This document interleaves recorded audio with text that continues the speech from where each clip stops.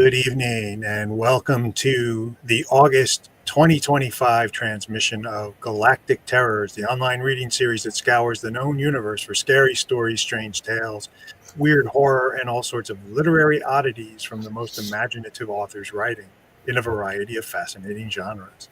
I am James Chambers, and with me is co-host Carol Gyzander. Hello, everybody. Thank you for joining us, and thanks for tuning in. How you doing, Jim? Doing okay, trying to stay cool. The summer is summering. It is indeed. It's with a vengeance, I think. Yeah. I'm mostly amazed at how many people are questioning just how it is we got to mid-August this quickly. I have no idea. I thought we were coming up into June, but then StokerCon happened, and then now it's now. So That's it. Well, and now is good because we have a fantastic lineup of readers to bring you tonight. Joining us are LEANNA RENEE HIEBER, LARA FRATER, and KATE MARUYAMA. So we'll be bringing them on shortly. And speaking of being worth waiting for, there's a whole bunch of new books that they're going to tell us about tonight. So I'm very excited. Yes, exciting. More books for the stack. You know, my theory, I don't need tinfoil to line my house and keep the rays out. I just line my house with books. You know, it's good insulation, right? That's it. Well, thank you all for joining us in the audience tonight. Please, if you haven't already, like and subscribe to follow future Galactic Terrors transmissions. We're going to take some words of wisdom from one of our most ardent supporters, Nicholas Dyack. Smash that button like you're making pesto. Please, yes, go ahead. Yes. And that is, of course, if you're watching on YouTube, and if you're watching on Facebook Live, we are delighted to have you with us as well. Yes. And you can like us there too. I'm sure there's like buttons all over Facebook. Yeah. True. And if you really want to hear what we're going to be up to, you can sign up for our awesome newsletter. And we'll get that link into the chat shortly. And no spam goes out, twice a month, Carol? Yeah, usually twice a month, a little bit beforehand, and then frequently, if I remember, it'll go out the day of the event so that you can get the links easily. Awesome. So look for that in the chat. And if all else fails, you can always just check us out on the second Thursday of every month. We're usually here on YouTube and Facebook, bringing you some great new authors and readings. Yeah, terrific. All right. So there's a few things going on, despite this being kind of the doldrums of the summer. Yeah, it's kind of fun to think that even though this is August, when people are frequently away on vacation, there's still things going on in the writing world. One of the new things that we're looking forward to for September in the New York City area, there's a brand new horror bookstore opening up called The Twisted Spine. And so I'm in the Williamsburg section of Brooklyn. So I'm really excited to see that. It's apparently been a pop-up store all over New York, and now they have a physical location. So that's something to look forward to in this area. Opening, I think, September 7th. Thank you. If I'm not mistaken. And we'll get their website into the chat too, so you can check them out if you're interested. Yeah. And I think our good friends Ellen Datlow and Matthew Kressel, who run the fantastic fiction reading series at the KGB Bar, one of the longest running reading series, especially genre reading series in New York City, are currently running a fundraiser. Yeah, they do it maybe every 4 years just to raise the funds to support the event. And I was just there last night with some of our other HWA New York members. One of our members was reading and presenting. Deborah Avery did a fabulous presentation, and she was on with Cassandra Caw, and it was so much fun to hear the two of them together. Very different works, but yet very, simpatico together. It was fun. Yeah, that's one of the fun things about that reading series is you never quite know what you're going to get, and it always seems to even if it's very different readings from different authors, it's just a nice evening. Yeah, things kind of click. It's a great atmosphere. I agree. Always fun to see people. Oh, now looks like I did throw the link for the fundraiser into the chat. Looks like I did, and you did at the same time. Did we both do that? Yes, we did. Oh, okay. Well, one of mine looks like it got cut short, so I'm just going to leave it, or I'll just put the link in. There we go. All right. Yeah, sorry about that. I was busy talking while I was doing something at the same time. That never happens. We do want to support the fantastic fiction reading series. It really is a tremendous institution locally, and I guess even beyond New York City, because people do come from all over to read there, and Right. It's a popular stop if you have a new book out, especially in science fiction, fantasy, or horror. Mm-hmm. And they also make recordings of the readings for those who aren't able to attend in person, and those can be seen on listened to on their website, which is very cool. Yes. So one other thing I wanted to talk about before we jump into our readings, especially if you're in the HWA, you may have seen a message that went out today via the iMailer. This also went out, I think, to the Mystery Writers of America's membership, Sisters in Crime, possibly SIFWA, and some other writing organizations, about the class action suit against Anthropic AI for pirating and essentially stealing the work of thousands of authors to feed their large language learning machine. And there are two links that are important to this if you may have been affected, and this is really for the writers who may be listening. One is at the Atlantic Monthly. This is a link, and I'll throw this in the chat, where you can check to see if your work was pirated by Anthropic and used to train their artificial intelligence engine. If your work was used, you may qualify for the class action suit that's currently being implemented, and this link is to a form that you can use to submit your information.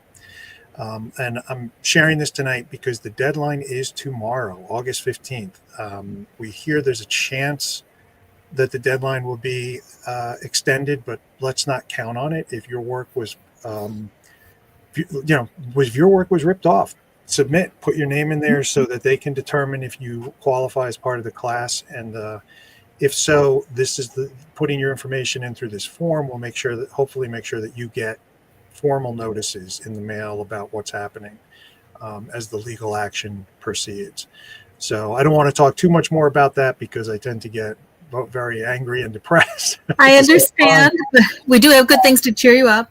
And then just to know, when you go to fill out the form, it just wants your contact information, the title of the book, the publisher, and the ISBN. So if you want to gather that, before you go in to fill it out, that's always helpful. But check and see what's listed on their database of the ones that were accessed. So we just wanted to make sure to spread the word as much as possible because the deadline is imminent. So. Mm-hmm. All right. Excellent. Now on to fun stuff. Fun stuff. Oh my gosh, we have so many exciting things coming up tonight. I'm really excited. So, what do you think? Yeah, I think it's jump in, Jim. You want to kick it? Do you want to kick us off? Absolutely, yes. All right. Our first reader tonight is LEANNA RENEE HIEBER. LEANNA is an actress, playwright, ghost tour guide, and the award-winning author of over 14 Gothic gaslamp fantasy novels, such as the Strangely Beautiful, Eternophiles, and Spectral City series. Regular speaker at sci-fi and fantasy conventions, she's appeared on film and television on shows including Mysteries at the Museum and Beyond the Unknown. She's a 3-time Prism Award winner for her debut Strangely Beautiful series, and a Daphne du Maurier Award finalist for Darker Still. After earning a BFA in theater, performance, and a focus study in the Victorian era, she spent many years in the professional regional theater circuit, skills that serve her well as a speaker and a ghost tour guide for Burrows of the Dead in New York. LEANNA lives in New York and can be found online at leannareneehieber.com. And let's all welcome LEANNA.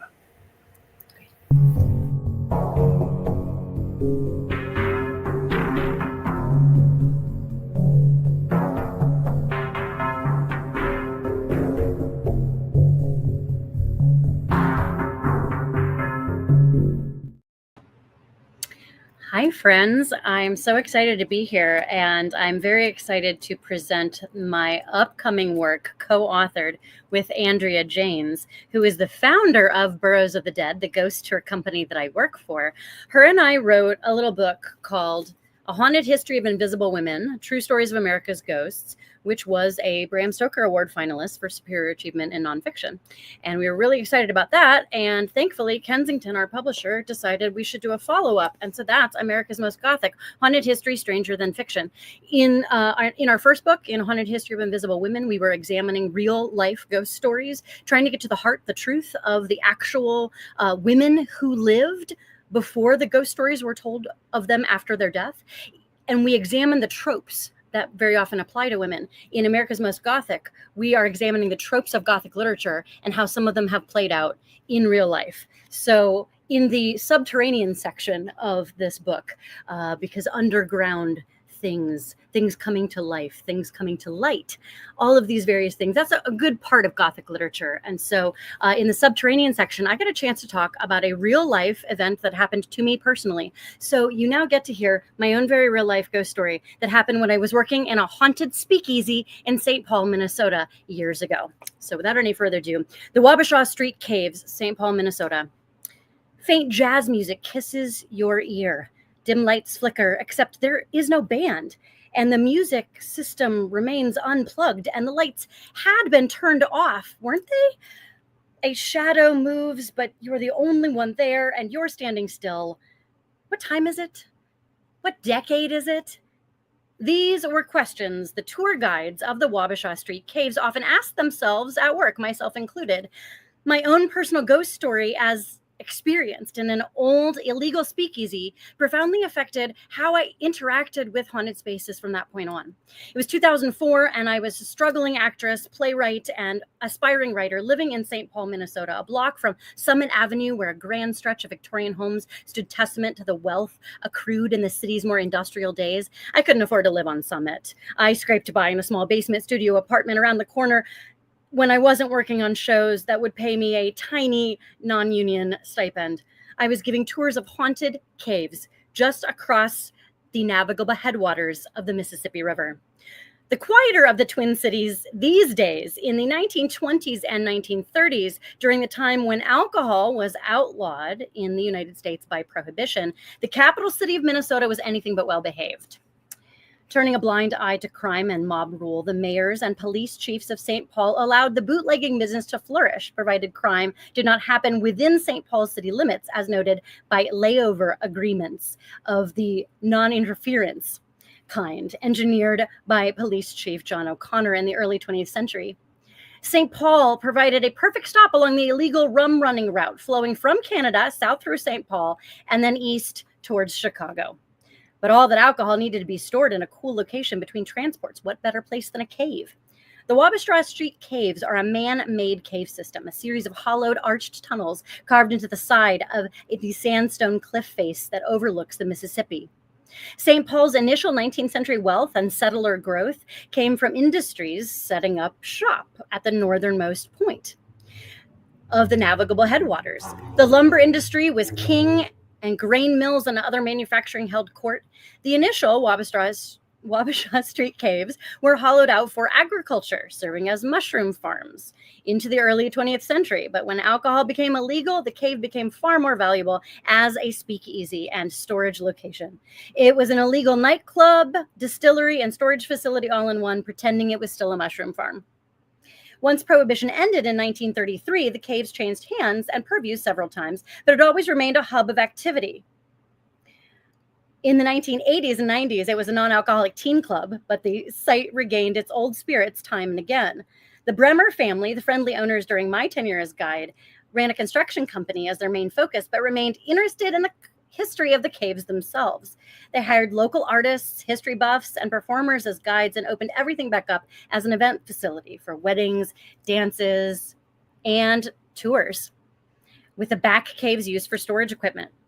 The setup and the tours I led were very simple. The star of the show is the interior, 12,000 square feet of event space with brick and tile laid in Art Deco patterns. Across connected cave hollows, arch ceilings had been finished in stucco around the widest caverns of the cave system. Where the stucco finishing was absent, sconces and lights shone upon open raw rock like the vaulted ceiling of a cathedral, a mix of antique and modern lighting set at various intervals to create an entirely unique atmosphere that was transportive and immersive. A magnificent historic wooden ballroom floor was expertly maintained, still had the nice dance-friendly bounce that had always been prized for. We'd begin at the bar, lead people onto the historic wooden ballroom dance floor, curve them around onto a carpeted landing towards a large historic fireplace where we'd point out specific evidence of violence, trail them into the back caves used for storage, then around to the bar again before escorting them back out to the big front doors. As has always been my practice, I'd lead with the history and then get to what they'd all come to hear, the ghost stories. About that violence. It was very specific and obvious. Bullet holes scarred the fireplace. Some actual holes were present with embedded bullets, other grazing marks indicating an actual shootout could be seen scoring the rock. With the direction of the bullets and the fact that the victims would have been against the wall, it was clear there was no escape.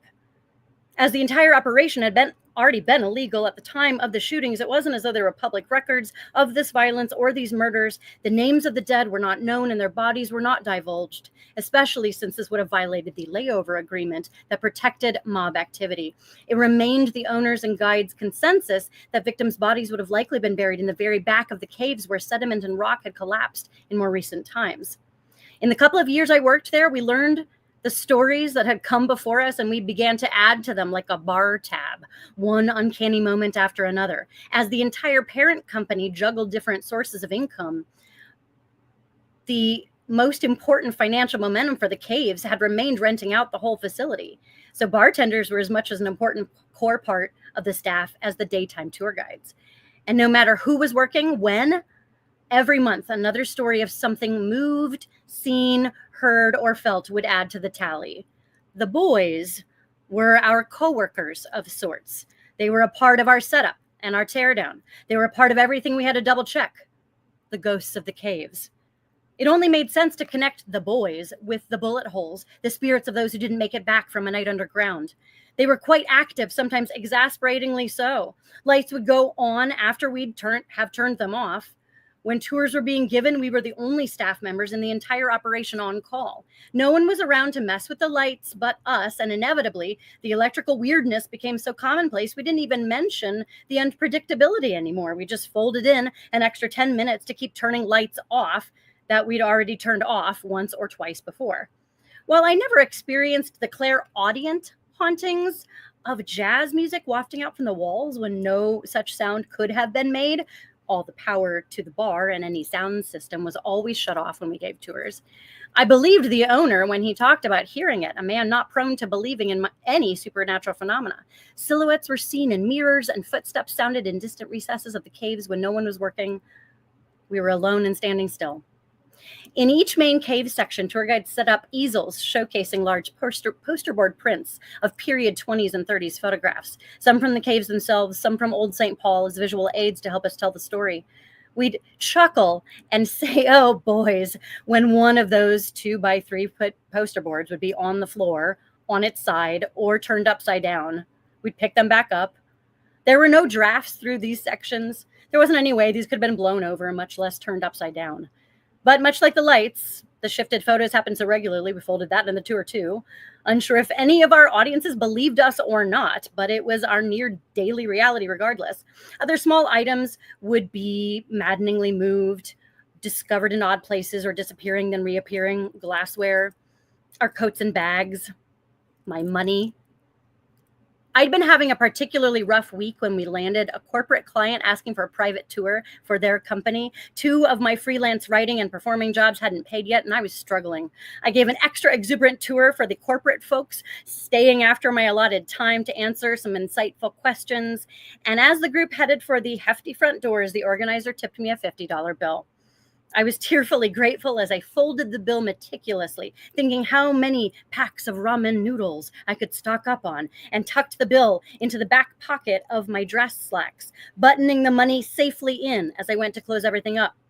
One of the back photographs was on its side again after I righted it, but I just shook my head as I gathered it all up with the other boards, then the easel, setting them all in the rear storage cave out of the way. I turned off each set of lights in each separate cave. While we all got very used to walking the spaces with only emergency exit lights guiding our way, it unnerved us every time because we always felt like we were being watched, especially that last darkened walk from the rear storage caves to the front foyer. No matter how many times we gave tours, no matter how used to the spaces we'd become, suddenly in that darkness, when the shadows drew catastrophically close, all became foreign. I'd always make that last dim pass at a clip. I darted to the coat check near the front door to gather my things and went to put that $50 bill in my wallet. It was not in my pocket. I panicked. I had made particular care to button it into the pocket. I hadn't made any kind of movement that could have launched it out from its spot, but I retraced my steps, heart pounding. I turned all the lights back on. I coursed the ballroom, the bar area, the dining area, the fireplace, the rear storage cave, nothing. I made 3 full passes across every part of the venue we had moved through, nothing. I didn't know what else to do but beg. I'd been collecting ghost stories my whole life, always eager to talk with people about their own personal hauntings and my own, accruing points of commonality as I went, gathering empirical data about effective communication if a situation necessitated it. Generally, these exchanges would be about simple, almost mundane hauntings or something privately meaningful, like a loved one coming to say goodbye in a dream. Not the stuff of Hollywood movies, just random, small, odd things that would happen to people without any rational explanation, but didn't have a particular storyline.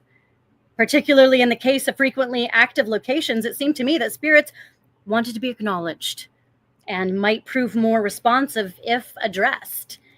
Having nothing else left to lose, I just stood at the centermost part of the cavern system and blurted out in a tumult of frazzled emotion, "Boys, I know money was part of your whole deal, and you probably died because something went wrong with it. And for that, I'm sorry. But since you know how important it is and that I am corporeal, this living body needs to be able to eat, buy groceries. Guys, please, I'm broke." Tired, fighting back tears, I made one last dejected pass through the caverns. Something pale caught my eye on the red carpet of the dining area, over by the fireplace. Something that hadn't been there the last pass through. I approached slowly. There it was, my $50 bill, lying crisp and flat as if it had never been folded, stretched out right below the bullet holes. I clasped one hand on my heart to try to get it to stop racing. The other seized the money. This time I shoved it into my bra. In retrospect, I realized that might have been seen as an otherworldly act of flirtation, but I had to get to play rehearsal, and I was already late, and I wanted to feel the safety of that bill against my actual skin this time. Thank you, boys. You are gentlemen after all. I'll see you next week. The boys never messed with my money again, to be fair, though I never got that good of a tip again. But from that point on, I'd talk to them a bit more, say hello and goodbye, acknowledging verbally if they'd shifted something we'd put into a specific place, tell them about my day. I'd be the only one there once the tour ended, so if it seemed like I was talking to myself, no one but me would know. Being relational to the spirits informed how I handled hauntings from then on. When I encounter them in other historic spaces across the country, it informed advice I give to others who seek out my opinion on handling prankster ghosts who love to make things disappear. The suggestion of exasperated but direct pleas has worked for other friends. Anecdotal evidence accrues. Ghosts want to be acknowledged. They might want company too, at least. Some echo of that once vibrant life, the sought and the seeking. Isn't that relatable? Isn't that what one might have gone to a speakeasy for in the 1920s, 1930s? Connection, camaraderie? Sure, speakeasy centered on alcohol, but nightlife is relational. Community in the underground. Thank you. Oh my goodness. Oh my goodness. I am so excited. Well, I am so excited. I get to just brag that I have an early copy of this, and I've been having fun leafing through it. I haven't read the whole thing yet, but that scene actually grabbed my eye, and I'm just, ooh, don't mess with the money, boys. Don't mess with the money, boys. Don't mess with. Just talk to, if you've got a prankster ghost, you've got a prankster ghost who likes to move things. But I wanted to stop there. That was a natural breaking point. Mm-hmm. And the rest of the chapter does go in a little bit about some of the history of why Prohibition happened and some of the other factors of violence that had been leading into the idea of trying to try Prohibition as a failed American experiment. And I do notice that one of the things for me that with this particular experience is that people would just lean into those bullet holes and they just would be obsessed with them and just so drawn into them and wanting to touch them. But at the same time, I had to remind them there was a body once between you and where those bullet holes are. And so like trying to bring the humanity back to that. That's basically what all of our nonfiction is about, is trying to bring the humanity back to ghost stories. Yes. And that's exactly what I was going to say. I mean, I love the haunted history of invisible women because, it focuses on the people that we're not part of history as much as some other people were at that time. But I am also really pleased with how you have brought these things that we hear about, like ghost stories. Okay, there's a ghost. Okay, there's a haunted house, or there's a whatever. But you've put it into both historical perspective and also personal perspective. You and Andrea have done a wonderful job of telling your stories as you relate to all this. And so I want to follow up with a question, if I could, on that, though, because you were very good to explain how you went about this particular site and your job there and such like that. And, you got more used to them and more used to them. But what did it really feel like to know that they are there and you've seen these things for a long time? How does that influence your daily life? I've had paranormal experiences happen to me since I was a kid. And so to me, they're people. And as long as there's not a negativity or a violence associated with them, then I just know that they're people. And it's just, they have a very different way of interacting with you. So they're on a different visual spectrum, just like a lot of living beings are on all kinds of spectrums. So, I think that for me, and I would do the same thing about navigating how I deal with people, living people. If a living person is too negative or a living person is being violent, I'm not going to associate with that any more than I would countenance a spirit doing that. And so I think because my earliest ghost stories were actually like, and I say ghost stories, but they're actually like moments of family visiting after they'd passed, things like that. That was always very relational to me and always very personal to me. So I was able then to extrapolate that into other haunted locations where these spaces were their homes or their workplaces, in the same ways that some family members came through my workplaces or my home. And so I think because that was just sort of an ordinary part of my life, I was never as scared. Now, yes, obviously ghosts by their nature, because they don't operate like we do, they are sort of, as I say in one of my fictional books about ghosts, because all my fiction still also is a ghost story. Yes. I do say, ghosts are creatures of startle and shock. They will walk through the wall at an unexpected time. And that's why it's uncanny, because you are not expecting them. Of course, I understand that ghosts are very often frightening, because it's us grappling with our own mortality. And us grappling with our own mortality is the crux of why we love ghost stories, because we're rehearsing and we're getting into our heads, and we're focusing and working through and processing all of our own anxieties about life and death. And that's why ghost stories serve such an important function in our society. But also it's very important to recognize that not every culture is going to deal with ghost stories in the same way. So having a sensitivity about that. And also for me, having a sensitivity, like, yes, I enjoy and love talking about ghost stories, but I also have to have a healthy respect for other people's boundaries, where that's not something they want to talk about, because it's something that actually truly terrifies them. And I have to also be respectful of that. Just because I've had a generally good experience does not mean that that's been the case for everybody. And that makes a lot of sense. And I myself had one experience where I saw my beloved grandmother, the first grandparent I lost, and she came and played our familiar card game with me for a little while. And that was comforting to me. Yeah. But I also know that when that happens to some other people, that's just a reminder of their loss as opposed to a resolution. So, I'm sure that you must do something like that in your tours. And we actually have a question about that from Nick Dyack, who asks us, for a ghost tour, what do you think makes one successful or worth taking? And what are some common things you see with ones that falter? The most successful ones, at least the responses from our tour guide public, the folks who have been taking Burr of the Dead tours for, I've been working there over 10 years. And it is passion of the tour guide. If the tour guide is passionate about the story they're telling, they will keep the audience compelled. For us, for our company, respect for the dead is first and foremost. I think ghost tours that are trying to be too cheesy, trying to do jump scares no, you don't need jump scares in New York City. There's enough going on. Yeah, there's just the people, the living people of New York City. There's jump scares enough, right?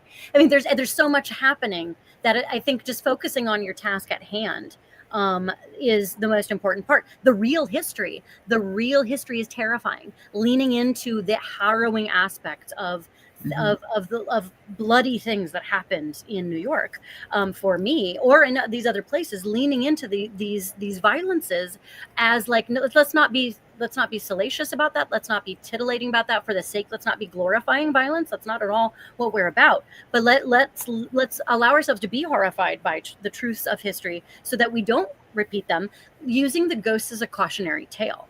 That for me is what makes things successful, is letting the ghosts be the warning that they are of, please watch yourselves. Please think about when we're at the Triangle Shirtwaist Factory fire site. I use it. I tear up every time. I get very emotional about all of the 146 people. So many there.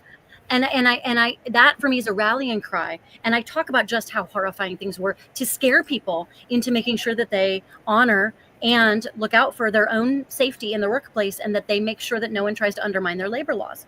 So it's, for me, making things active for the participants is, how can we make a residual haunting, a place that has a very dark stain of a very dark thing that happened? How can we make that real for us right now? And usually trying to put us, the audience, me, myself as the guide, and my audience members in the moment of trying to navigate these terrors, and also the big question mark of the uncanny things that have been reported through time. We don't just sort of say, oh, we heard this one thing here, and then we just repeat that. We go through sites that have documented histories of haunting that go back sometimes literally centuries, of various stories, and we lean into those stories of, here's the roster of weird things that have happened here. And we don't try to tell you what to believe. I also think that that's important too. I think that a tour guide should not tell the audience what to believe when it's something we can't prove. We can't prove the existence of ghosts.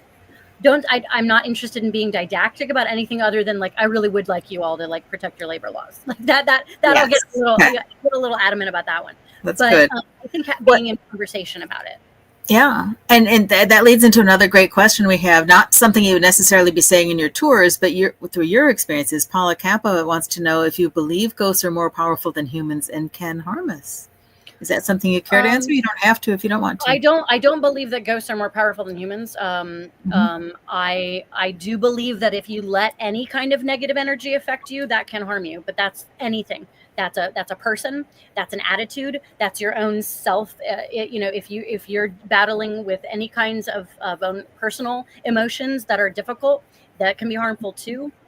I always tell people, if they're interested in working with the spirit world at all, to make sure that you really are looking out for yourself first and foremost. And I do talk about things like psychic shielding in all of my work. I talk about that both in my books and nonfiction, because psychic shielding is very critical for me in my work. I do have to make sure that I have a bit of a protective, like, no. And also the concept of, I have a boundary. The spirit world, I do not let it, even though I know I acknowledge it, I have a dialogue with it. I specifically will say, you are not allowed to startle me. You're not allowed to scare me. And honestly, that has been respected. And they did return my money. And they did, and they ironed it too. Yeah, it's amazing. Yeah. Here's one more question before we wrap up. And Epiphany wants to know: do you think interest in ghosts, the receptivity of the audience and the tours, attracts ghosts and makes it easier for them to visit or stay? Yeah, we have to kind of, like, I think about this all the time. I'm like, are we perpetuating the ghost lore? Are we pulling them? Yeah. Are we keeping something that should be set to rest? And that's a good question. And so thank you for asking this, because this does go to sort of like the ethics of responsible ghost and haunted tourism, which Andrea and I talk a lot about.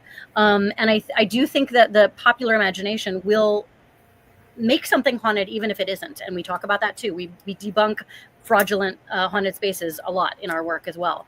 And I do think that people will just make something haunted because it looks haunted. Great case in point is like Lyndhurst Castle up near Terrytown, where Dark Shadows were filmed. Like, that's not haunted. It doesn't have any records of hauntings, but people just, because Dark Shadows was filmed there, surely it has to be haunted.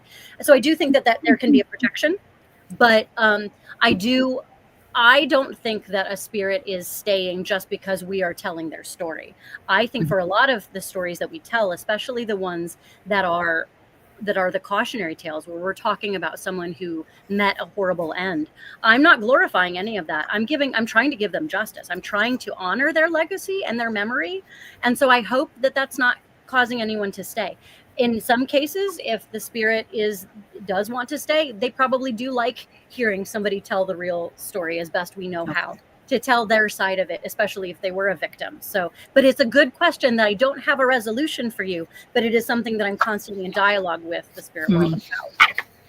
Oh yeah. Well, this great information, great book, great questions from the audience. Thank you, everybody. So, one of the things I particularly love, and we won't delve into it now, but I've read a number of your fiction works as well, and I love that you address these same issues. Like, is this ghost staying here? Or am I keeping it here? Should it be gone? You know, this book, both of these books are really wonderful insights into the way you think when you're doing your fiction, and I find them wonderfully complimentary. So thank you for sharing this with us. It's really cool. Thank you so much, and thanks for seeing that connection between them, because it really is all of the fiction is coming out of my beliefs in the nonfiction world too. So it really does dovetail. Thank you so much for seeing that. It does. Well, thank you so much, and we'd love to have you come back on the end and tell us a little bit more about what you have coming up and things like that. So thank you for sharing your words, Leanna. Appreciate it. See you soon. Cool. What I'd love to do now is introduce our next author. LARA FRATER is an author and librarian from Queens, New York. She writes long and short horror, sci-fi and dystopia, nonfiction, and essays about being fat, library science, and also poetry. Her short stories have appeared in Tales from the Canyon of the Damned, SoulScream, and Necrotic Tissue. She's the author of the paranormal suspense series Paranormal Pest Control, the zombie series End of the Line, the monster series Miss Davis and the Movie Monsters, and the nonfiction book Fat Chicks Rule. Her essay Fat Heroines and Chick Lit appeared in the Fat Studies Reader. She's also the author of library science essays. You can find more about her at larafrater.com. Lara?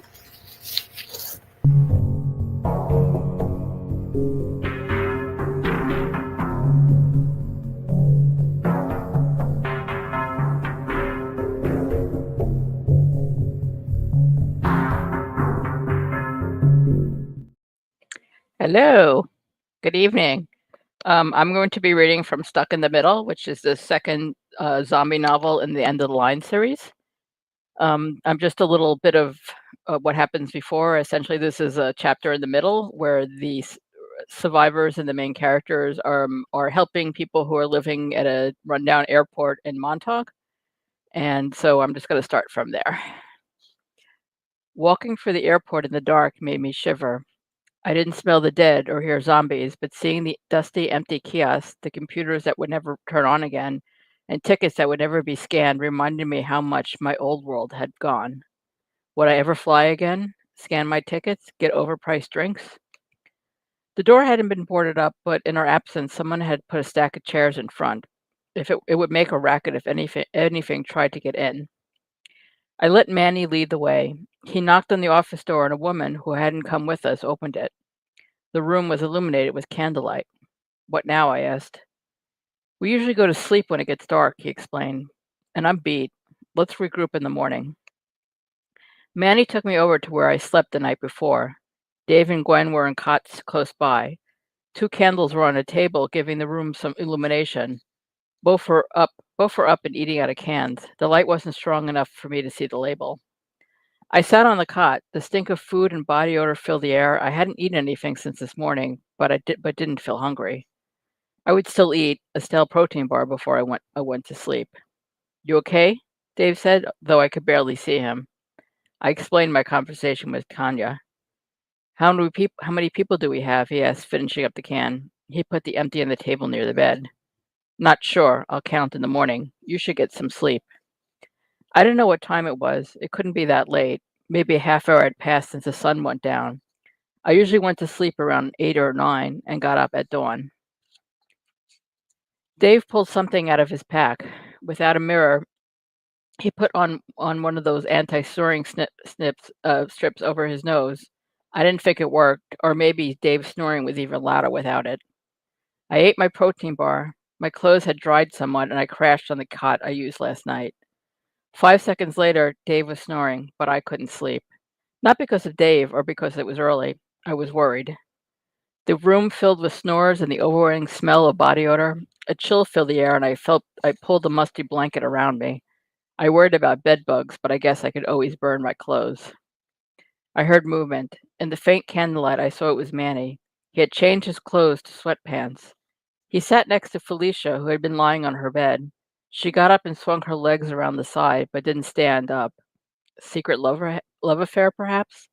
Maybe that's why he stayed when everyone went with Joel. I shifted position so I laid facing away from them, pretending to sleep, but couldn't hear their conversation. But could still hear their conversation. "What do you want, Manny?" she said. For the first time, some emotion entered her voice. Annoyance. Maybe not a love affair. "You know what I want. You can't stay here. All the people who aren't coming with us, it's because of you. Tanya's group, with Tanya's group, we can have a second chance." Bad luck, Manny. You see the way Jim's people are, filled with optimism? They have good leadership. They're motivated to thrive, not just survive. They didn't have what we had. No diseases, no dealing with the elderly, and even so, they lost half the group to the zombies and suicide. "Stop it," she said again. No emotion but annoyance. "At least 60 people have died on my watch. I think it's a good idea that I stop killing them." "You don't have to be leader anymore. I already have. I'm sending all my people with you." "Then you'll come?" "Manny, please, Felicia, you may think we hate you, but they don't. But they don't.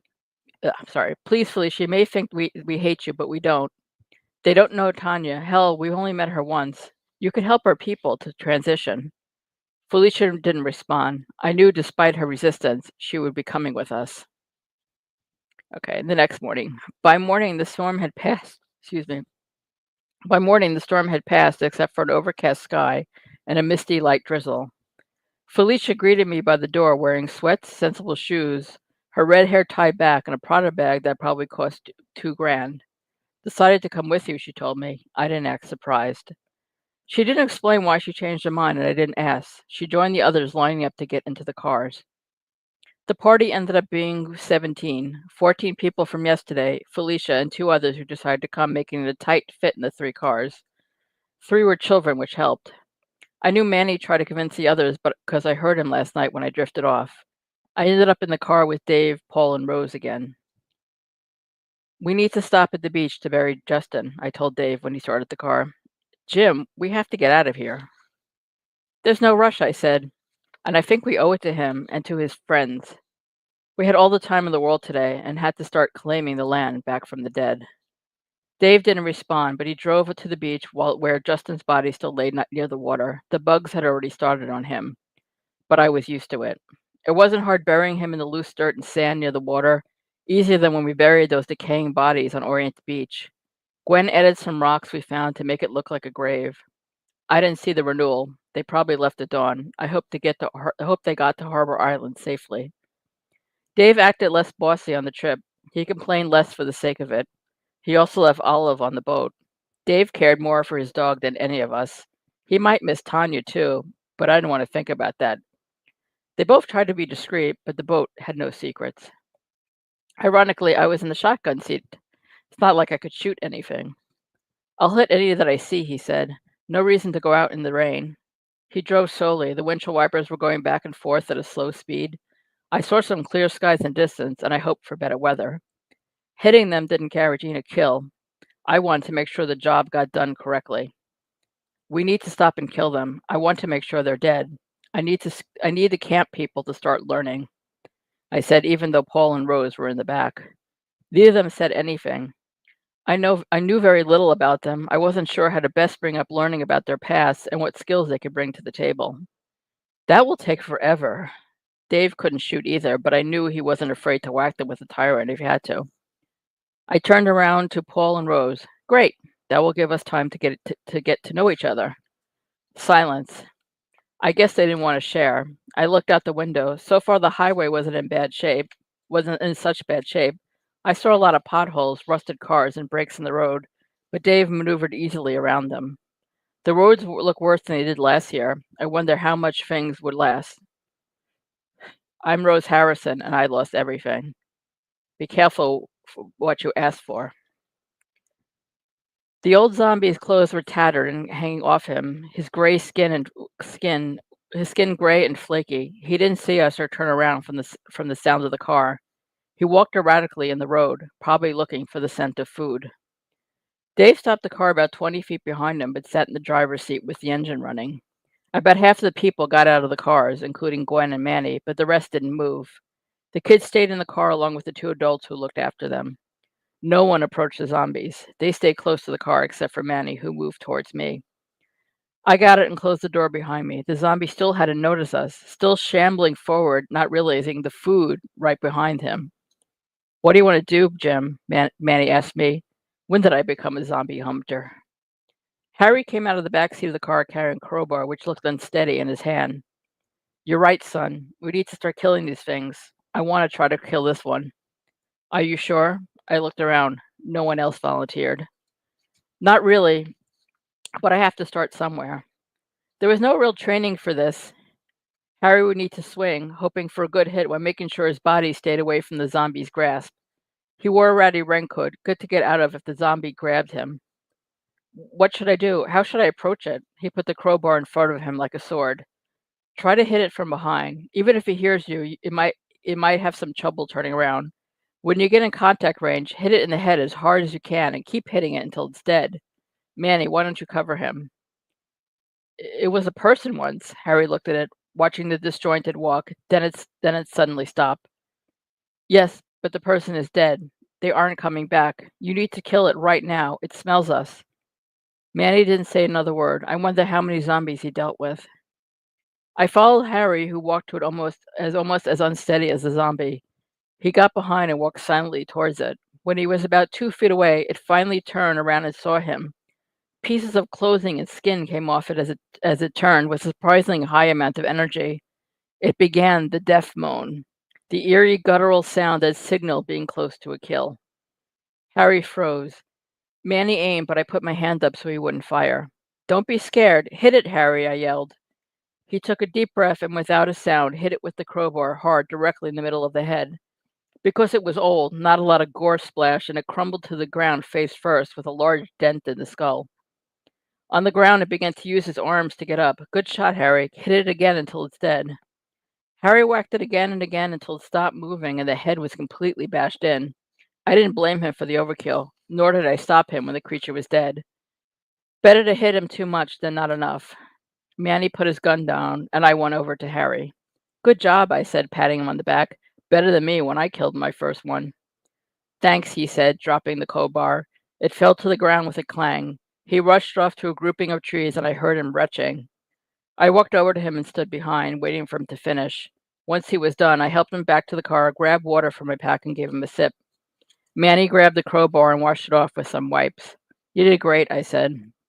Harry looked at his pale hands, which were shaking. He said nothing. It gets easier, I promise. I looked at the others. I knew Tanya would be proud of me. Anyone else want to try? And that's the end of this chapter. So thank you very much. Thank you so much, Lara. That was great. Thanks. All right. Yeah, thank you. So please put any questions for Lara in the chat. So why zombies? What appeals to you about zombies? Okay, so this is actually a reprint of a book I wrote about 10 years ago. So at the time, I was really into the apocalypse. And I was also into maybe having a story where survivors come together from different walks of life. So I made some of the characters, like the main character, Jim, is gay. His best friend in the world is like a former, like, kind of thug. She's not really a thug, but she's like, yeah. And like he has another close friend who's like a right winger. So I wanted to like have these people come together to survive and then become a society. And I kind of, like I said at the time, I was really into the apocalypse, and I just wanted to, like, I don't know, I just was in the mood to just destroy everything and then rebuild it from the ground up. And I'm sure your mood is much different these days, right? No, it isn't. I'm still writing more apocalyptic stories, and they're a little bit less. The scary part is a little bit less of people coming together. So yeah, and it saddens me, because when I wrote this, I was very big about like having like people come together. Like the whole thing is, the story is actually about zombies, but it's also about survival and moving on and becoming, and a lot of the characters have guilt because they become better people afterwards, and they're like, I couldn't become this person when the world was still like that. So they have a lot of survivor's guilt. Very interesting. Yeah. Well, I think that's what makes zombie fiction interesting in general, is it's not so much about The Walking Dead as it is about the people and the characters and what sort of social themes you can explore in that context. So that's great. And we have a question from Paula Kappa. This is compelling, so realistic. Lara, do you have nightmares of zombies? Ironically, I don't. I don't think I've ever had a nightmare with zombies. The funny thing is, the first story I read on Galactic Terrors was called "The Real Estate Market," was based on a dream about a meat closet. So, but I've never had a nightmare about zombies. They don't really. It's really weird, but I watch zombie stuff, and it never really scares me. It's always the humans. Like I love 28 Days Later, and that is just like humans being jerks more than the zombies. Yeah, exactly. Keeping on that theme, we have a question from Teal James Glenn, also about zombies. Do you set up a unique circumstance for zombies, science, magic, or somewhere in between? These are 100% science zombies. So Okay. they're kind of Romero. They're very more Romero zombies than I forgot the name of there was a TV show where they were kind of magical zombies, but these are definitely like because in the story, and the first story is they're 6 months after or maybe 7 months after a flu epidemic wipes out like 80% of the population, but some of them die and become zombies. Okay. So it's it's definitely some kind of virus, or I never actually explain in the book what causes it, because the characters are laymen. They're not the scientists. They don't know anything. Yeah. So. Okay, but sort of in the biohazard realm. Yeah, it's kind of like a biohazard thing.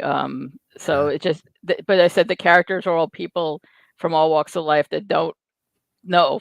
They don't know, and but in the third book that's coming out, another character thinks that he has the reason, but it makes things worse. So, yeah, but that's coming out hopefully hopefully soon. They're working on the cover now. They're working on the but I'll talk about that at the end. Yeah. So this was book 2, Stuck in the Middle. Yeah. What's the title of book 1? Book 1 is called End of the Line, because it's the End of the Line series. So the first book is End of the Line, and there's going to be 5 books altogether. 4 books with the same characters, and then a prequel. Okay. And then you write 2 other series, the Miss Davis and the Movie Monsters, and the Paranormal Pest Control. Yeah. Is there something about series that attracts you more than writing standalone stories? I just love writing sequels. Like, I feel like I write a book and I'm like, I want to see what else the characters could do. So I really do like writing series. So Miss Davis it's eventually going to be 3 books, and Paranormal Pest Control I'm working on the 2nd book, and cool. but it's self-published, so it's at my own timetable. Got it. Okay. Yeah. So just give us a quick description of what each of those series is about. Oh, so Miss Davis and the Movie Monsters is essentially it takes place in the 1960s, and they're filming B movies, and the monsters in the movies turn out to be real. So in the first book is the monster is the Jersey Devil. He's actually not the main villain. There's actually other villains. I don't want to spoil it. And it's a short book. It's a novella. But essentially, like it's like a B movie within a B movie. Okay. And the next one is going to come out. So hopefully, I don't know when. But they have the drafts, and the next one's about vampires, and it's called Campfire Vampires. Terrific. Yeah. And then the Paranormal Pest Control is essentially demonic bugs come, like the kind of a portal opens. The story's part of Brooklyn, and in the portal, these demons come out, and also demonic bugs come out too. And the whole thing is that it's bed bugs. I'm saying the grammar. It's like, so I mostly focus on bed bugs, but it actually is it's actually multiple insects, but it's mostly bed bugs. Some of the bugs are not possessed, but some of them are. So it's bed bugs, like roaches, and then there's a free short story if you sign up for my newsletter that you get free, called The Big Spider, where there's a giant spider that speaks Latin. He's a very Yeah. well educated spider. Yeah. I just feel like if there were paranormal insects in New York City, they could be there for a long time before anyone noticed. Yeah. Well, this one they But, noticed because there's a big kind of there's an earthquake and that destroys part of Brooklyn, so that's noticeable. And it's not just it's demons, and then it's also demonic bugs. So essentially, these three characters, these two exterminators, join with like a ghost hunter to like rid houses of these demonic pests. Cool. Yeah. So what I guess back when you were thinking about what to write about, just starting out, what drew you to horror? Was there something you read or an experience you had that made you think, all right, horror is the way to go?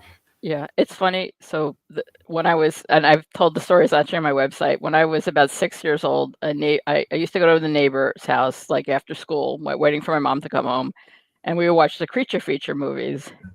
And we watched one called Island of Terror, where the monsters suck your bones out.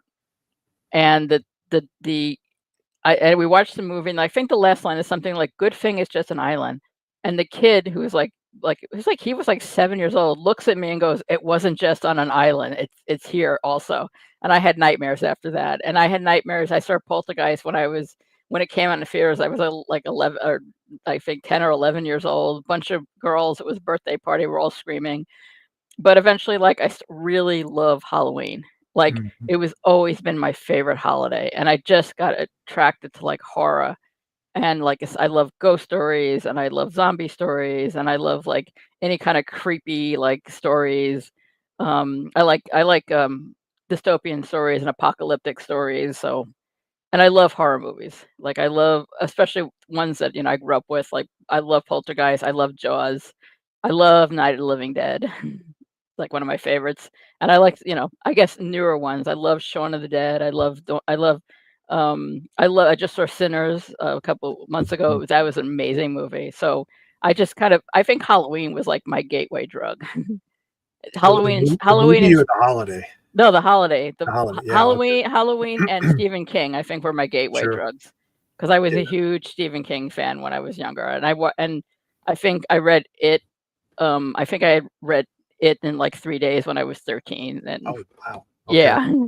Yeah. Imagine having that much free time now. Oh, I wish. It would be so nice. I could barely read 20 pages a day. That's it. Yeah. Well, I think a lot of people were scarred by Poltergeist, whether it was the tree or the clown or any number of things in that movie. That was yeah. It's funny. It's scary. I said when I saw it in the theaters, I was a little kid, and when the guy rips his face off, forget it. I said it was a girl's birthday party, and we're all girls. And all screaming our heads off. And then at the end, when all the skeletons come out, that was it. We all lost it. We were done. Like my gosh. The whole group of girls, we were all done. We were just screaming our heads off. And then I couldn't sleep with the closet door open for like years. And so now you're a horror writer. Exactly. Well, Lara, thank you so much for sharing that excerpt with us.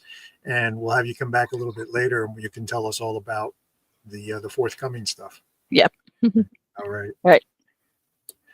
All right. So our next reader is KATE MARUYAMA. KATE is the author of The Collective, Alterations, Bleak Houses, and her novella Family Solstice was named Best Fiction Book of 2021 by Rue Morgue Magazine. Her short work has appeared in numerous anthologies and journals, including Asimov's and Analog. She serves on the board of directors for the Shirley Jackson Awards.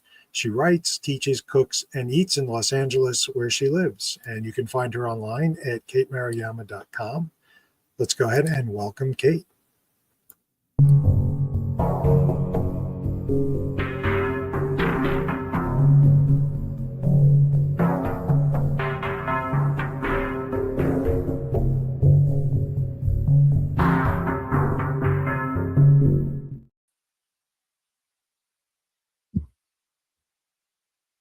Hi, I'm so happy to be here. I have to say Galactic Terrors kind of was my horror lifeline during lockdown. So it's really exciting to be here in person. I'm going to be reading from my new horror novel called The Collective, which is out from Writ Large Press. And in my prior life, I worked in Hollywood for a very long time. And I had questions, I had notes, and I was absolutely fascinated by people's sort of dubious relationship with morality. But what kicked this book off was someone I'd watched go on the rise in Hollywood, became such a damaging narcissist. This sort of picks apart the relationship and the devastating effects that someone can have. But, you know, I made him a demon to make it easy. Anyway, so Simon Wraith runs a group called The Collective, and he is sort of a mogul. No one's quite sure what he does in Hollywood, but there is an acting studio called The Collective. There are producers who are all part of this. And Jenny moves to town to become an actress, and she gets a job with Simon, who changes her name to Sophia, because that's not weird at all. And I'm just going to read a paragraph in the opening and then dive into a scene where she has set up a party at an old Hollywood house that's actually based on the House Artemisia. So if you want to look at it while you're reading it, you can look up that house. It's in Los Feliz that I got to tour. And I think that's all you need to know. You know what people say: move to Hollywood, sell out, lose your soul. They're right, but they don't really understand the breadth and the depth of it. They don't understand what it entails. They never talked about how you don't see it coming, how it starts as a slow erosion, and that by the time you do see it, you don't mind so much. And how later, when it's too late, you can mourn that soul all you want, but you were instrumental in its demise. How without you, this whole thing couldn't have happened, that you're living the cliche. But I'm getting ahead of myself. At 7, the real guests started to arrive. Drop-dead gorgeous actresses walking into the room like they owned it. These legends of the silver screen were suddenly chummy with me, shaking hands, smiling. Marlena, honey, thanks. Scrambling for their names was harder, but fortunately I'd seen enough movies and recognized enough of them that I could catch up.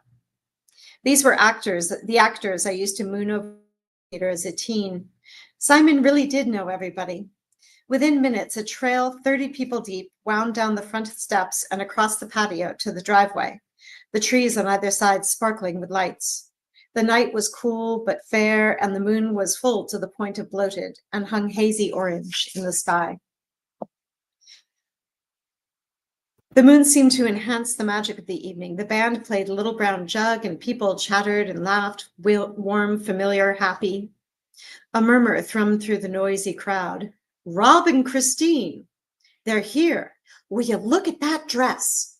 I put a hand up next to the next person in line and turned to face the front door where, down the mahogany staircase, danced, floated, tripped, the two most beautiful creatures I'd ever seen. Christine, for I knew it was Christine in an instant, was lithe, tall, strong, and stunning in a floor-length beaded white evening gown, more suited to a silent screen star than the present day. The dress clung to her curves and her breasts were full. A string of pearls, a feather, and a golden headband that wrapped around her forehead. Her hair in a bob was plastered to the side of her head. Her skin was perfect, creamy white, flush beneath. Louise Brooks, by way of Zelda Fitzgerald.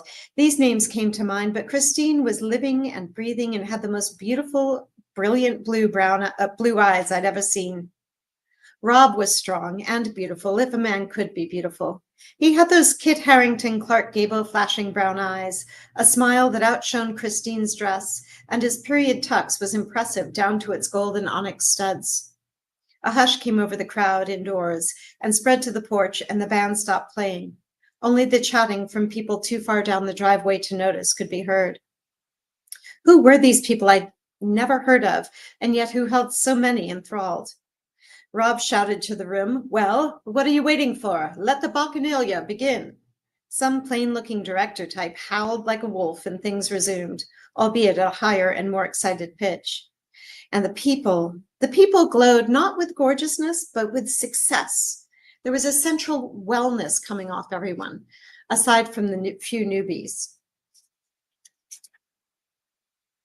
I had spent so long on the front porch and so long in the empty house during the day that it was pure magic when I entered the parlor. The light from the lamps glowed amber. We lived in such a fluorescent age, I'd almost forgotten the look of an old-timey incandescent light bulb. The floors and woodwork glowed from polishing, and the bar was surrounded by the well-heeled of a different era. It's a costume party. It's in 2016, but everybody's asked to dress 1930s and 20s. The band in the corner was bopping to the bass, and the singer glittered in a floor-length, plunging necklined black gown that was beaded at the top and flowed with dyed ostrich feathers at the bottom. She sang a throaty version of Cole Porter's Let's Misbehave.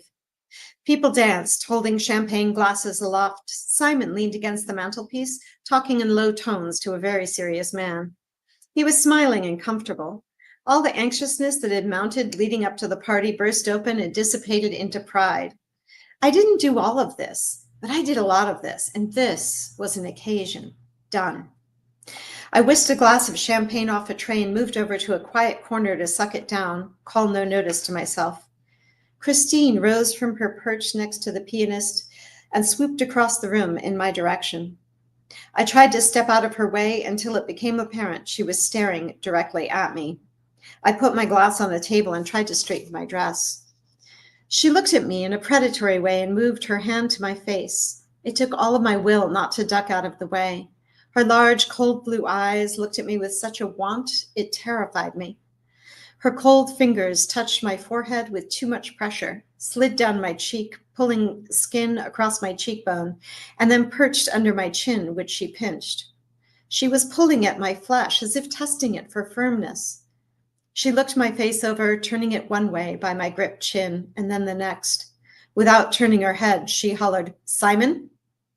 She smelled surprisingly of body, processed alcohol, mothballs, and old fabric with a metallic undertone of rock.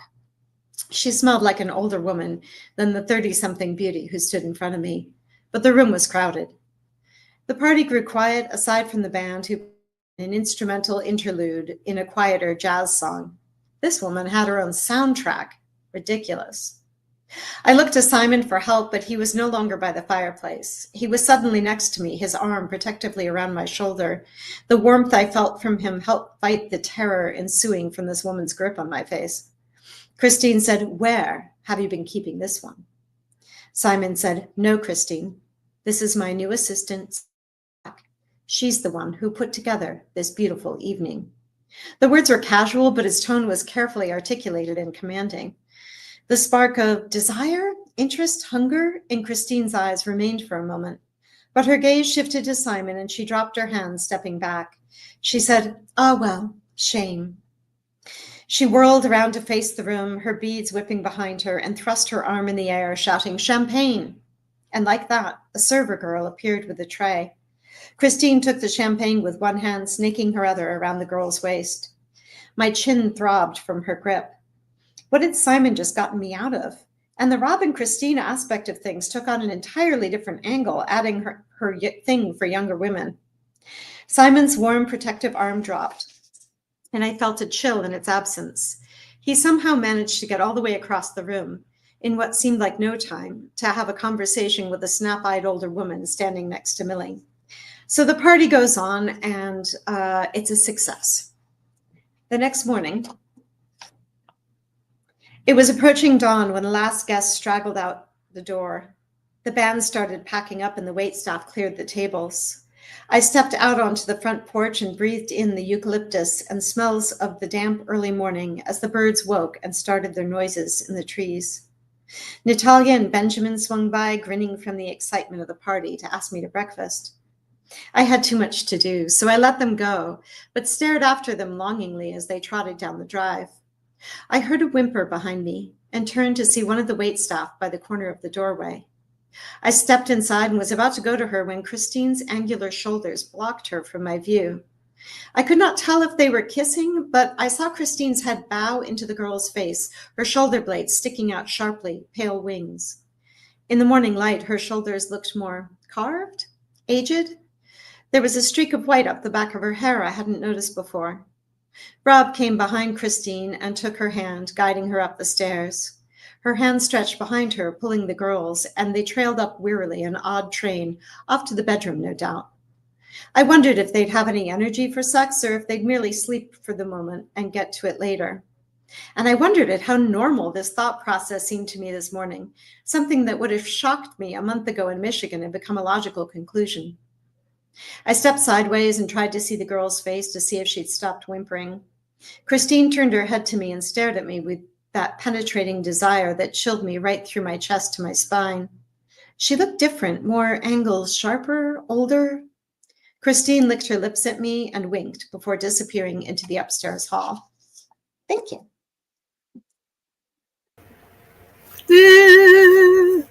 What's going to happen next? I have to confess, that's exactly what happened to me, because I know your publisher released this in chapters for a while. And so I was reading the beginning of it and I said, I have to stop now because I don't want to wait another time for the next piece. So I'm glad the whole thing is all out in one snap so I can read the whole book now. Yes, you can get it now. Yes. Get the whole thing. It was so much fun, though. Wow. Thank Excellent. you. Yeah, thank you, Kate. And one more fun thought. I don't know if anybody's taken a look at the Amazon listing for this, but the very first line is just so fun. Working for a demon is complicated. Yeah, I can picture it will be.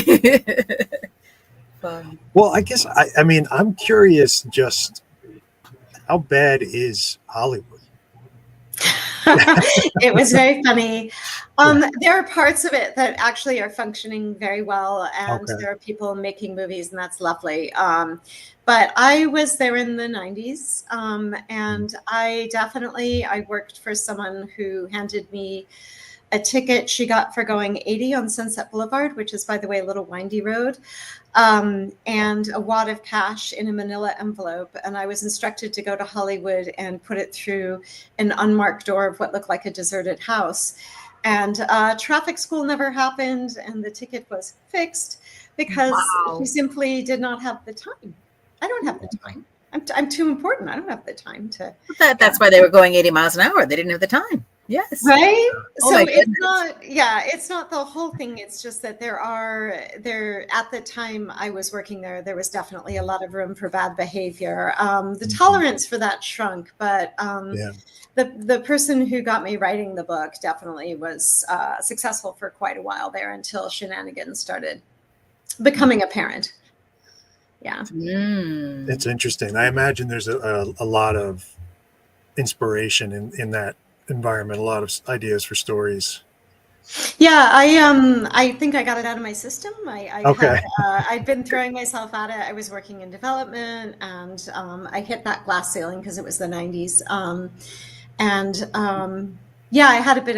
I had some stuff to work through. So it is successfully worked through.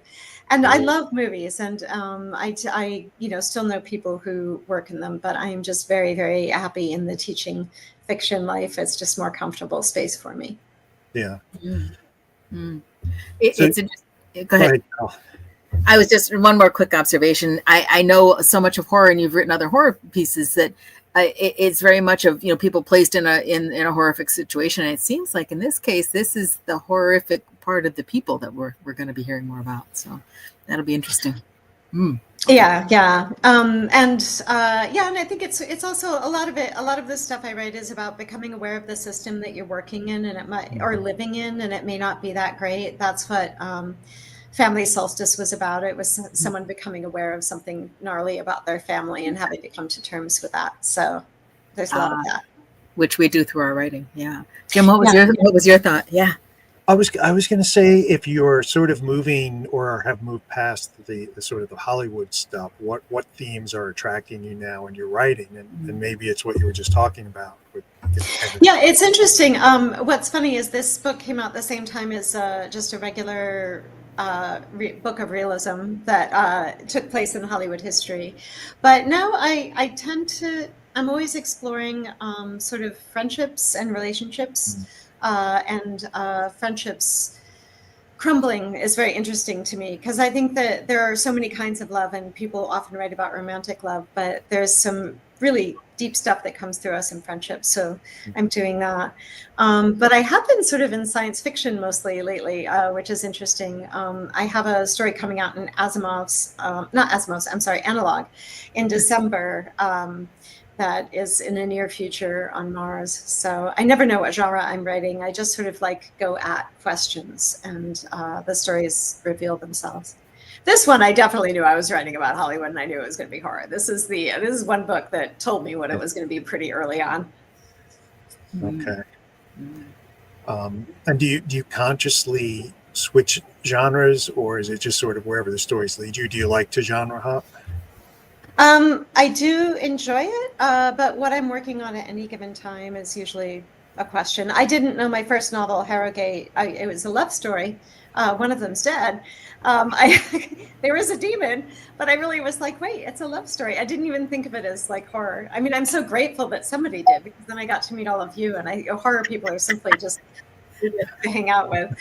Yeah, I don't know. It's usually the story leads the way. For sure. That's cool. Yeah. Kate, could you tell us a little bit about, you've been involved with the Shirley Jackson Award. Could you tell us a little bit about that? Yeah. I've been a long time, ReaderCon was my first con. So I've been friends with the Shirley Jackson folk for a while, and I read for them twice, which is a really intense reading club. We called it the Hardcore Reading Club. I got to know folks that way, and they asked me to be on the board. I was formerly on the board of Women Who Submit, which is an organization in LA that looks at gender parity in writing and supports women and non-binary writers.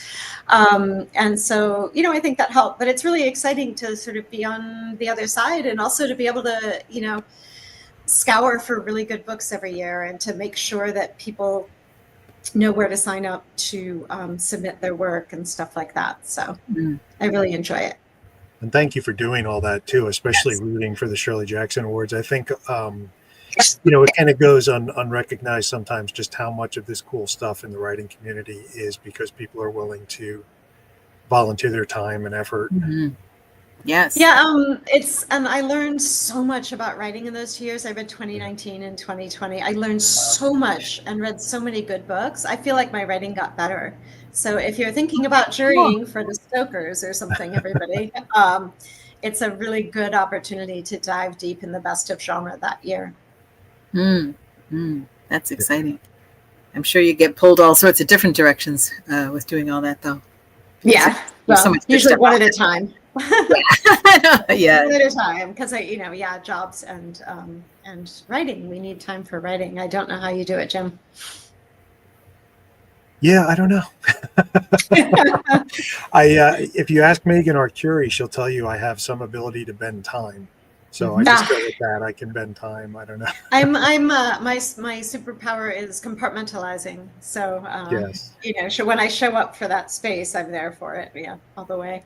That's a really valuable skill. Yeah. Yeah. Now I have a superpower, and it's not cleaning the house unless I have a deadline. So I got really good at that when the kids were small. I was like, I do not clean, and I do the opposite. I would leave stuff until I had done my writing time.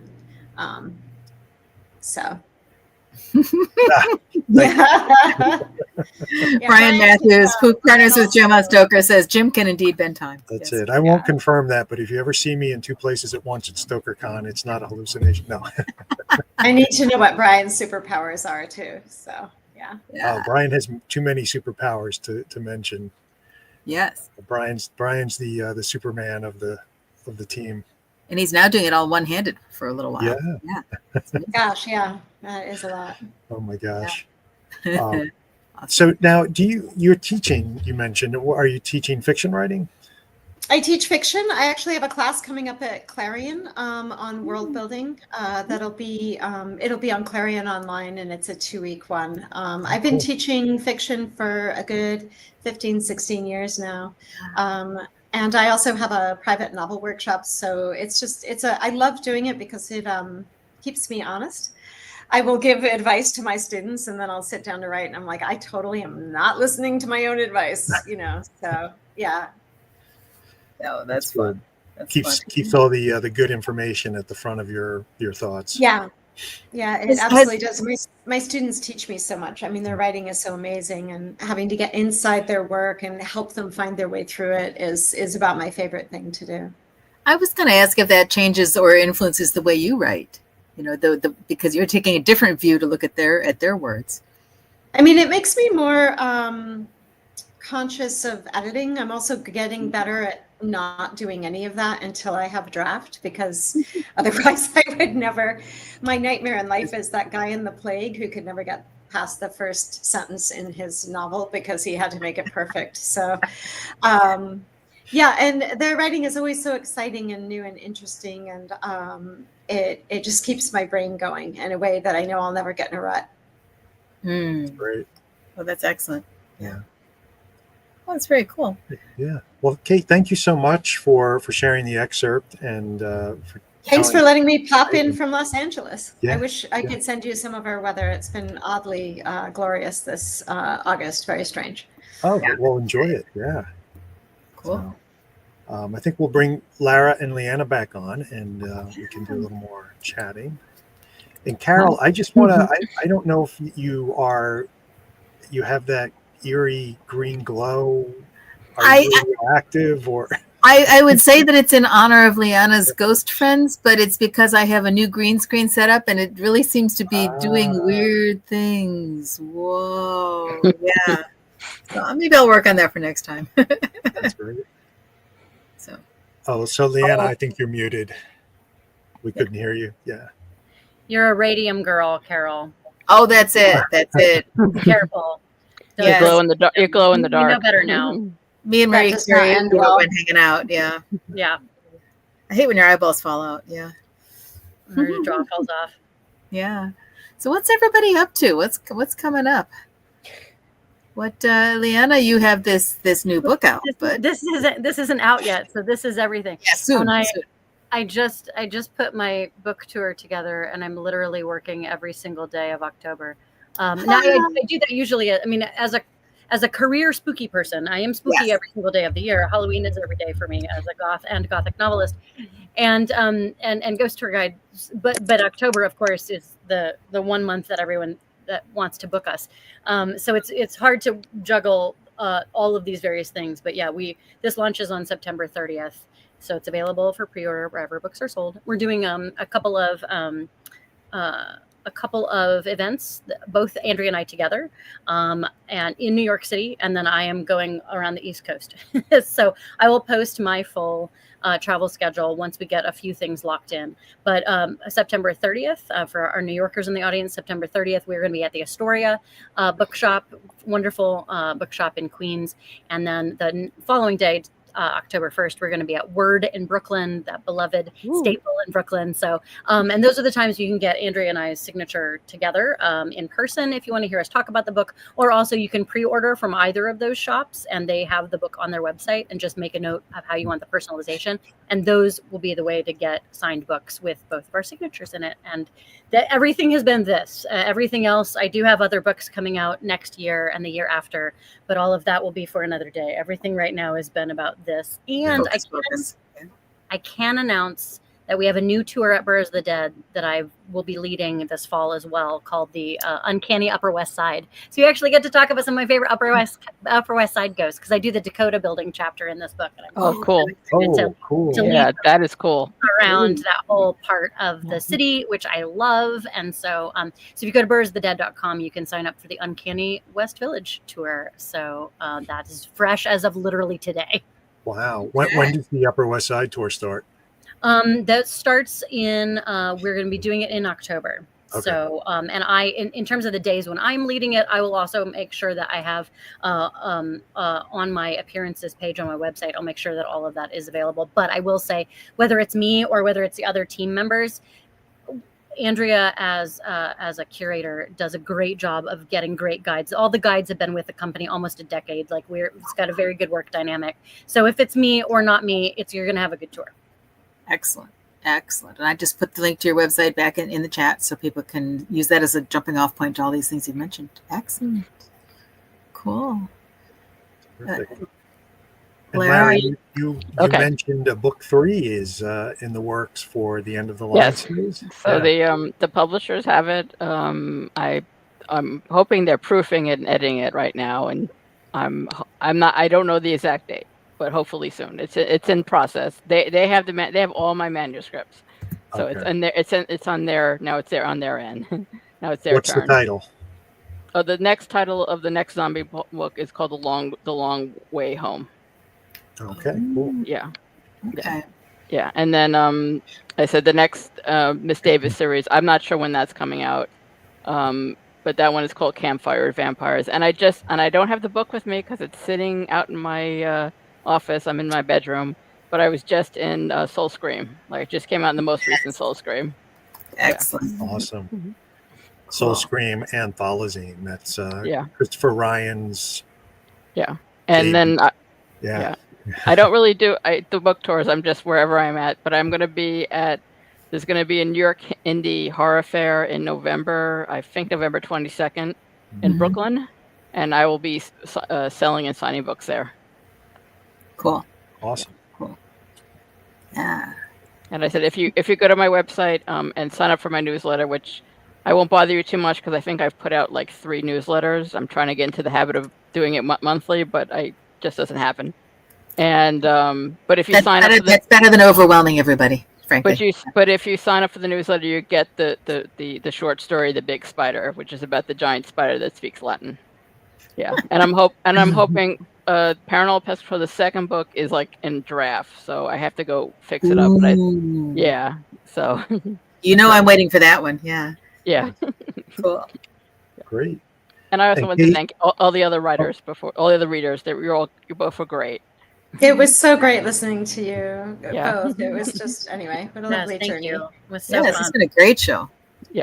I love the range. It's such a great example of the range of what's possible in our Of genre. horror, Yes. yeah. Mm-hmm. Mm-hmm.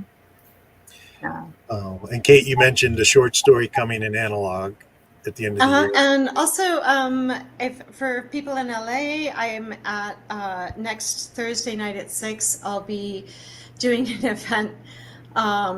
Oddly enough, cozy in the time of climate change with C.B. Lee and Henry Lian and Sanjana Sekar and a couple of other good writers.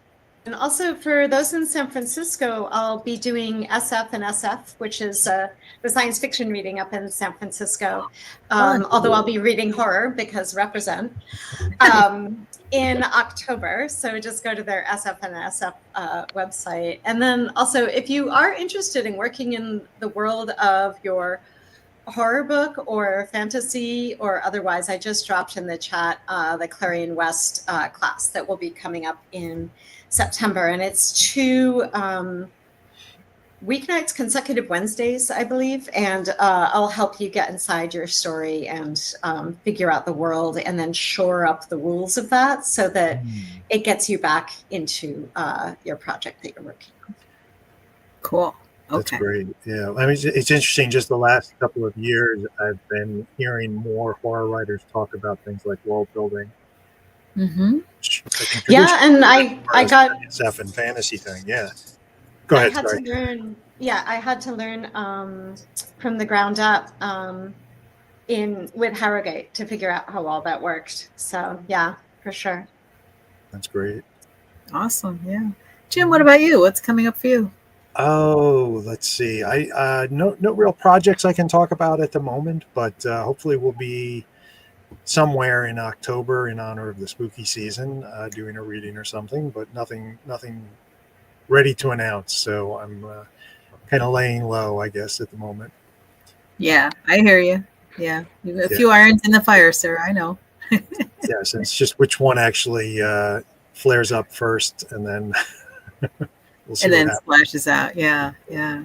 So, Cool. But how about you, Carol?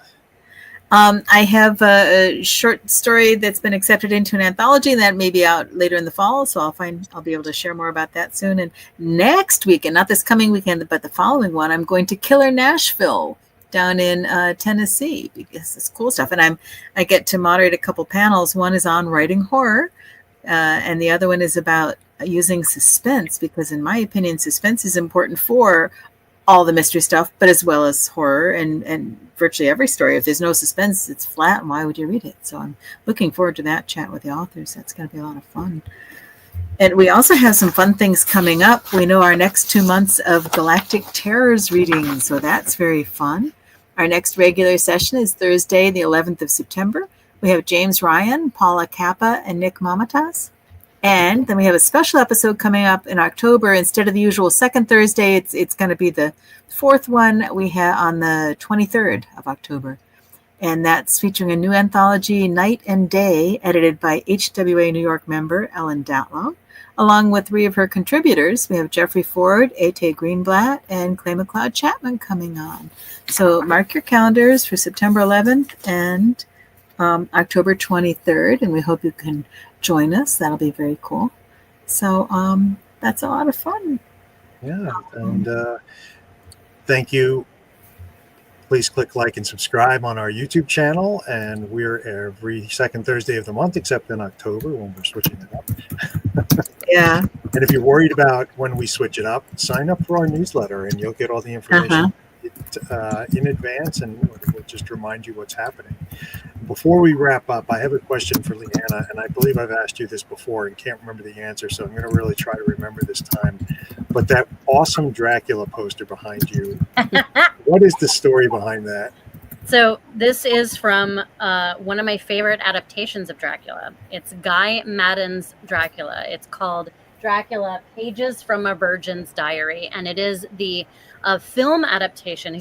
Guy Maddin is a Canadian filmmaker, and he filmed the Royal Winnipeg Ballet and their adaptation of Dracula, and it is very deconstructionist on Dracula as a structure, and it goes right at the id and the heart and the undercurrent of everything that's happening in Dracula.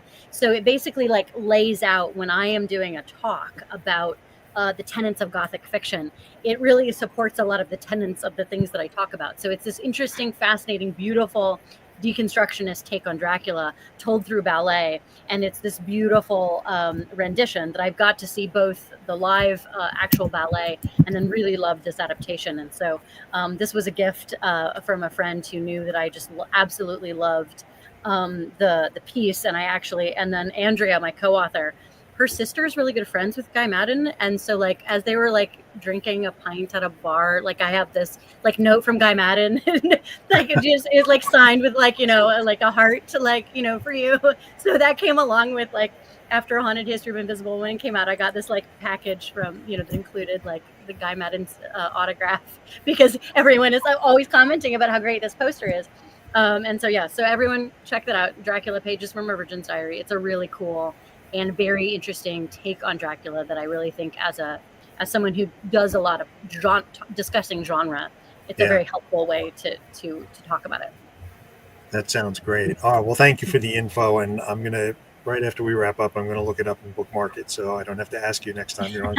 You're welcome. I will happily talk about it every single time in honor of loving Guy Maddin's work. So, and that's Maddin is how you spell his name. Great. Thank you. All right, terrific. Well, thank you all for joining us this evening, and we hope to see you next month for the next Galactic Terrors transmission. And if you're a writer out there, please go back in the chat and look at those links in case your books were affected by the Anthropic AI ripoff, basically, and go ahead and make sure you send some information through so that you can be considered for the class action. Yeah.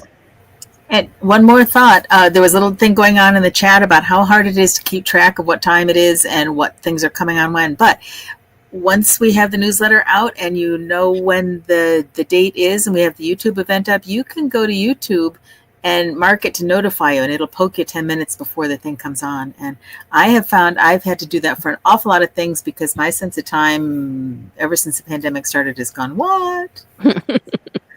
What day is it again? Yeah, it's every day is Blur's Day to me. Yeah. What month is it? It's March. It's definitely March. That's it. All right. Well, we will see you all next month, hopefully. And thank you so much for joining us. Thanks so much. Bye. Thank you. Everybody. Yeah. Thank you.